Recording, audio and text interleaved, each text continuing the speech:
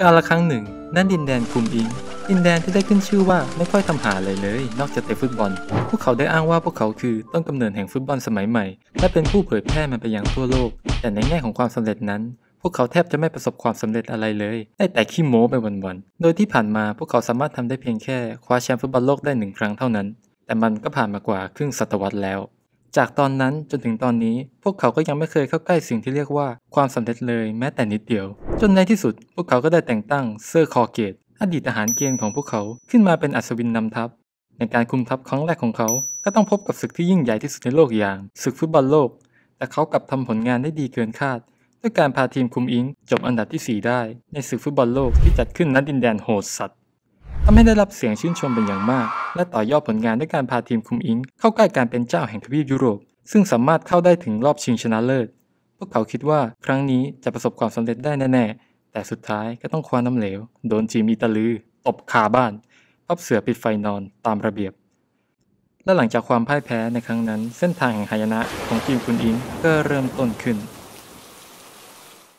ด้วยความที่เขาสามารถทำผลงานออกมาได้ดีประกอบกับทัพนักเตะของเขานั้นอุดมไปด้วยดาวดังมากมายอย่างเคนธีรเดชหัวหอกฟอร์มล้อแรงไวพบประการหลังสุดแกร่งที่แม่งรับใช้ชาติโคตรดีรับใช้ทีมโคตรหมาดีกรีผู้ที่มีค่าตัวแพงที่สุดในโลกและหนุ่มจืดนาโชปีกความเร็วสูงทำให้เซอร์คอเกตเริ่มที่จะมั่นใจในตัวเองจนเริ่มยิงพยองลำพองว่าตนเก่งว่าตนเจ๋งว่าตนสุดไอ้ชิบหายเมื่อถึงคาดถึงข่าวแพ้กระจายผลสุดท้ายโดนปลดแม่งทุกคนและเริ่มทำตามใจตัวเองแบบสุดๆตั้งแต่การเลือกตัวผู้เล่นเขาเลือกตามที่ใจเขาอยากจะเลือกเสมอไม่สนใจฟอร์มหาเหวอะไรทั้งสิ้นอย่างเช่นการเลือกตัวไกวภพที่วันๆไม่ทำอะไรหาแต่คอนเทนต์มีฟอร์มการเล่นสุดป่วยลงเล่นเมื่อไหร่ทีมแพ้เมื่อนั้นแต่เขาก็ยังคงมั่นใจในตัวไกวภพเสมอโดยเขาอ้างว่าตัวไกวภพนั้นเป็นกุญแจสำคัญที่นำไปสู่ชัยชนะไม่รู้อะไรไปเข้าฝันแม่งจริงๆและเขายังมีอคติต่อผู้เล่นบางคนถึงขนาดแม้ผู้เล่นจะมีฟอร์มที่ดีขนาดไหนหรือมีความสามารถที่แตกต่างจนสามารถเปลี่ยนเกมได้แต่ถ้าหากเขามองว่าผู้เล่นคนนี้ไม่เหมาะกับเขาก็จะไม่ทำการเรียกผู้เล่นรายนี้ติดทีมของเขาหรือเรียกมาก็จะส่งลงนรกปลอยเปรตมานั่งสำรองจนตูดลอกกันไปทุกรายเขายังคงเดินหน้าจัดทัพแบบแปลกประหลาดต่อไปเอาคนที่ถนัดเล่นทางขวาไปเล่นทางซ้ายทั้งที่นักเตะเองก็ยังไม่เคยเล่นแบบนี้มาก่อนอีกทั้งเขายังชอบใช้ยุทธวิธีแบบโบราณสมัยเพิ่งก่อตั้งประเทศมาเล่นโดยการเล่นอย่างรัดกุมคอยสร้างโอกาสฉาบฉวยโจมตีคู่แข่งตามสไตล์บอลคุมอิงยุคตั้งต้นเพราะเขาเคยใช้มันได้ดีเมื่อตอนบอลโลกที่จัดขึ้นณดินแดนโหดสัตว์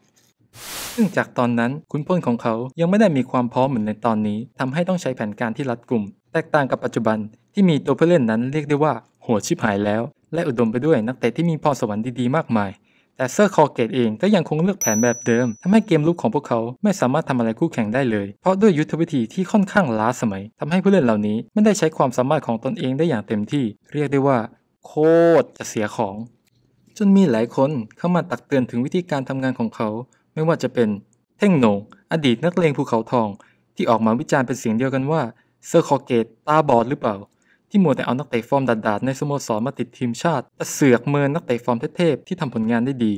ชิคเก้นคล็อกผู้จัดการทีมเลดวอเตอร์ดักก็ออกมาตำหนิเขาเช่นกันว่าเซอร์คอเกตรายนี้ใช้อะไรคิดที่เรียกนักเตะของเขาติดทีมไปแต่ไม่ยอมใช้งานแถมยังบอกอีกว่านักเตะของคล็อกเป็นตัวเลือกลำดับท้ายๆที่จะใช้งานเพราะนักเตะคนอื่นมีดีกว่าทำให้คล็อกฉุนกับเรื่องนี้มากเพราะนักเตะของเขาเป็นนักเตะระดับโลกมีรางวัลการันตีมากมายจะเอานักเตะของเขามาทำแบบนี้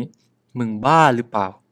ในส่วนของโลกิอดีตชาวไวกิ้งผู้เคยคุมทีมคุมอิงก็ได้ออกโรงมาตักเตือนว่าการเรียกไกวภพและลุกไลเลิฟมาติดทีมชาตินั้นเป็นการสร้างปัญหาให้ตัวเองชัดๆนี่ยังไม่นับรวมสื่อในประเทศที่พยายามเล่นข่าวโจมตีเขาอย่างหนักถึงความไม่เหมาะสมในการคุมทีมของเขาทั้งเดอะซัตและเดอะการ์เด้นซึ่งตัวคอเกตนั้นก็รับรู้ถึงความวิจารณ์เหล่านั้นดีแต่เขาก็โนสนโนแคร์และได้ออกมาให้สัมภาษณ์แบบโชว์เหนือว่า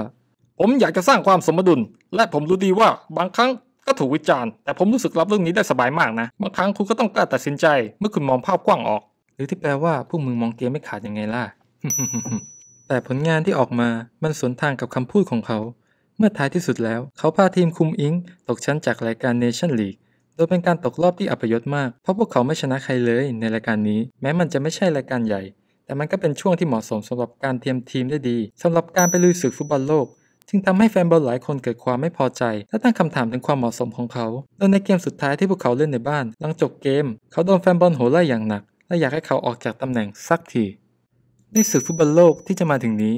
น่าจะเป็นโอกาสสุดท้ายที่เขาจะได้นำทัพทีมคุมอิงหากฟอร์มการเล่นของทีมยังคงเหี้ยลงสารวัตรเหี้ยลงจึงน่าสนใจว่าเขาจะสามารถนำทัพไปได้ไกลสักแค่ไหนกันหรือทั้งหมดนี่อาจจะเป็นการวางแผนตบตาเก็บแผนของเขาเพื่อให้ทีมอื่นแปลกใจไม่สามารถคาดเดาการกระทำของพวกเขาได้แต่ถ้าหากท้ายที่สุดแล้วเขาพาทีมไปแตกที่บอลโลกอีกครั้งเราก็คงจะไม่แปลกใจนักเพราะการกระทำที่เย่อหยิ่งไม่ฟังใครของเซอร์คอเกตผู้นี้ได้ย้อนกลับมาทำร้ายตัวเขาเอง